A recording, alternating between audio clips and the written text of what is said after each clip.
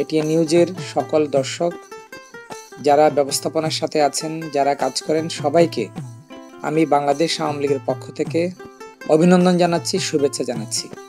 বাংলাদেশের একটি বেসরকারি টেলিভিশন চ্যানেলের সফলতার সাথে 14 বছর অতিক্রম করা একটি উল্লেখযোগ্য ঘটনা। সেটি প্রমাণ করে বাংলাদেশের গণমাধ্যম স্বাধীন এবং অবাধ। আমাদের মাননীয় প্রধানমন্ত্রী বঙ্গবন্ধু শেখ হাসিনার হাত ধরেই বাংলাদেশে বেসরকারি টেলিভিশন শিল্পের যাত্রার সূচনা ঘটেছিল। আজকের এই দিনে বঙ্গবন্ধু শেখ হাসিনার প্রতিও আমরা কৃতজ্ঞতা জানাচ্ছি, যিনি বাংলাদেশের আকাশ বেসরকারি টেলিভিশন শিল্পের জন্য উন্মুক্ত করেছিলেন।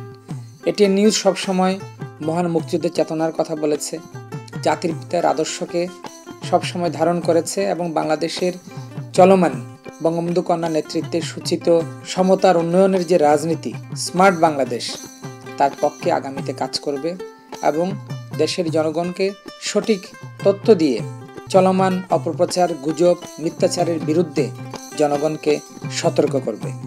আমি আবারও এটিএন নিউজের সবাইকে অভিনন্দন জানাচ্ছি, শুভেচ্ছা জানাচ্ছি।